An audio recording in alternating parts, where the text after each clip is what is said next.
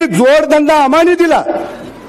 डुकरं पळायला लावली, कोंबड्या पळायला लावल्या, गायी पळायला लावल्या आणि बाकीच्यांना 5वा येतो ना योग, 6वा येतो ना योग, 7वा येतो ना योग.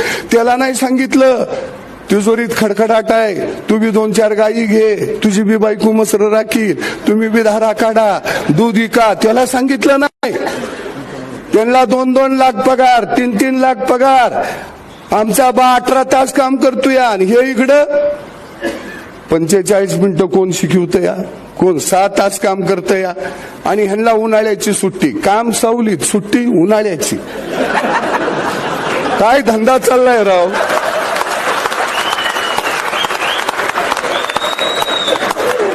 मजा आहे का नाही मला सांगा. आम्हाने दादा सुट्टी बिट्टी काय भानगड नाही, उन्हाळा नाही, नाताळा नाही, काय सुद्धा नाही. गांधी जयंती नाही, सुभाषबाबू जयंती नाही, आमची जयंतीच नाही. म्हणजे एका बाजूला बघितलं सगळ्यांची मजा.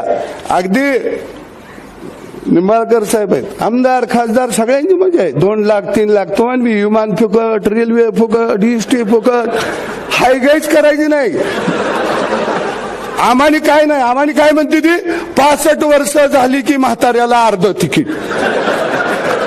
म्हणजे त्या म्हाताऱ्या घरात बसायच्या ऐवजी त्याला पोरग कोपरकडे हाणतंय, बाजारला जा म्हणतंय.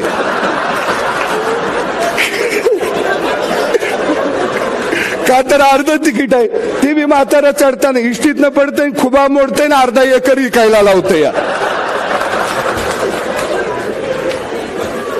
काही मजा चालली.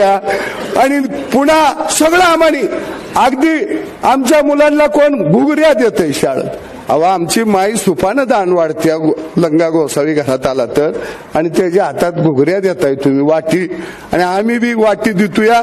बारक्यापणी त्याच्या हातात कटोरा आल्यावर, मोठं झाल्यावर मोठी कायलच घेत या भीक मागायला. आम्हाला भीक नको आहे, आम्हाला आमच्या हक्काचा हवाय.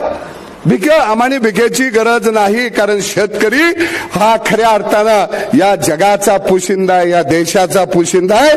त्याला फक्त सन्मान. आम्हाला भिकेच्या योजनेची काही गरज नाही. पण परिस्थिती अशी अवस्था झालेली आहे की आज मला आनंद वाटतोय की सगळ्यांना शेतकऱ्यांची दया येते.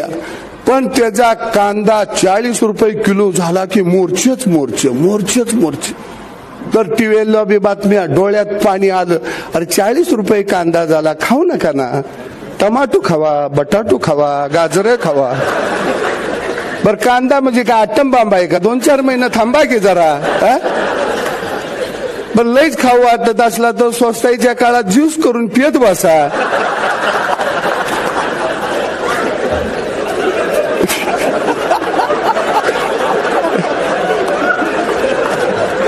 म्हणजे सिनेमाचं तिकीट मल्टिप्लेक्सच्या टाकीमध्ये 500 रुपयाचं घेते ती, आणि कांदा 40 रुपये झाला की म्हणते ती बजेट कोलमाडलं.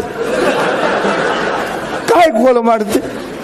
म्हणजे इकडे शेतकरी कोलमाडला या, त्याच्याकडे कोण बघायलाच तयार नाही, वळून सुद्धा कोण बघन.